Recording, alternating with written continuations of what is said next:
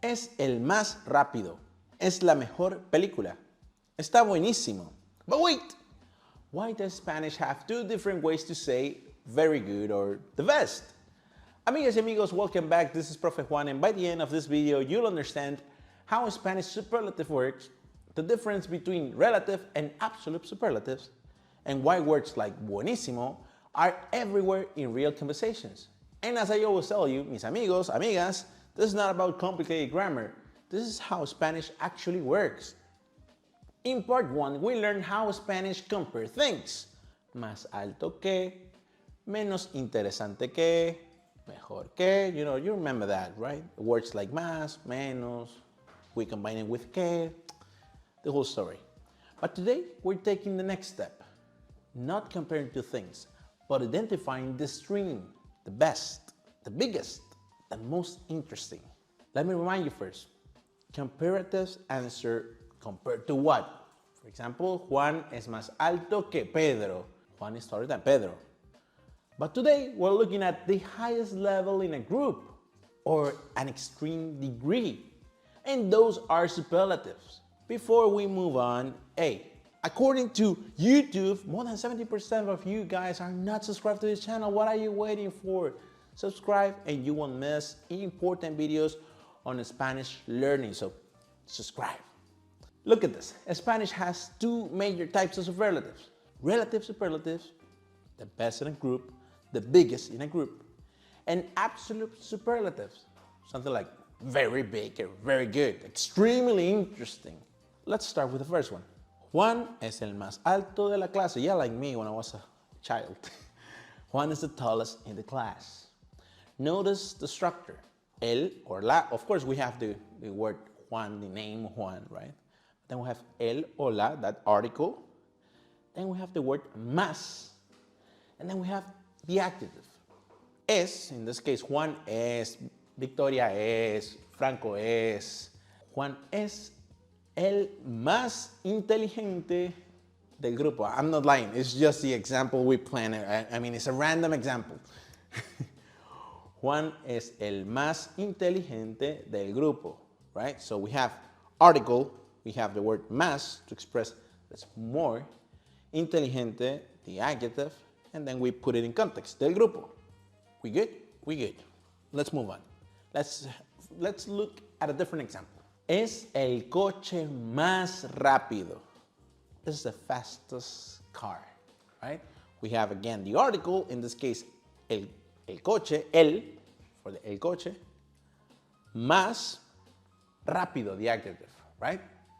In this case, we don't need context, we're given information in general. This is the fastest car, like we don't need context, it's just the fastest.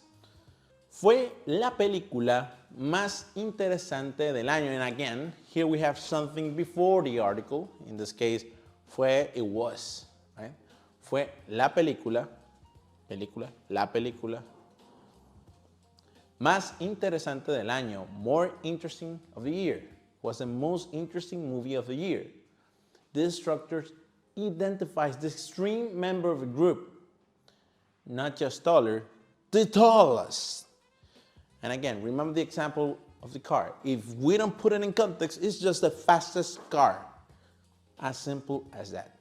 But Spanish has a few special words that break the pattern. Attention. Because this is when we talk about the special superlatives. And look at this. Es el mejor jugador. He's the best player, right? Like Lionel Messi. Not el más bueno. Spanish usually prefers mejor. El más bueno, we don't use it like that.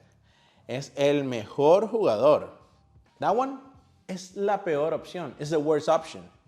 Not la más mala, because it's the worst. Es la peor. Let's look at a different one. Es el mayor de los hermanos. Él es el mayor de los hermanos. He's the oldest of the siblings. Es la menor del grupo, which is the youngest in the group. And these words are extremely common, mis amigos. Learners hear them constantly, and sometimes they're just like, what? Mejor, mayor, menor? No. Take into account this special superlative exists and they're Very, very common, okay? So that's how Spanish says the best, the worst, the biggest in group.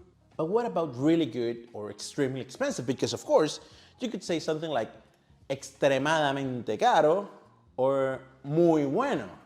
But it doesn't taste the same like using an absolute superlative. Because look at this. Está buenísimo. It's something like it's really good or it's fantastic. But it's not the same to say está buenísimo than está bueno or muy bueno. Está buenísimo is just like you're intensifying the adjective so much that it doesn't have any comparison whatsoever. Notice this. Again, we're not comparing this to anything. We're simply intensifying the adjective. Let me give you more examples. When your husband or your wife cooks and you want to, like make peace with him or her, está riquísimo. It's delicious. When you have an exam that is, wow, extremely easy for you because you are a very smart person, you learn Spanish here, so es facilísimo para ti. It's extremely easy. Es carísimo. It's very expensive, but it's ridiculously expensive. These expressions are called, again, absolute superlatives because there is no comparison, just intensity. We have a pattern here. Look at this. Bueno is buenísimo, very good. Rico is riquísimo, very delicious. Fácil is facilísimo, very easy. Difícil is dificilísimo, very difficult. Very important. Spanish often creates these forms by adding ísimo or ísima. And this is one of the most common intensifiers in Spanish. There are also moments where we need to use érrimo, like paupérrimo and that kind of examples. But we'll look into those details in a different video, okay? Once you learn this pattern, ísimo, ísima, you start hearing it everywhere, trust me. Let me give you an example. A friend recommends a restaurant. Hey, este restaurante está buenísimo. Someone talks about a dessert. Está riquísimo.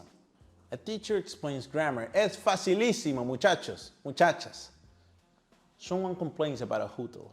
Era carísimo, hermano.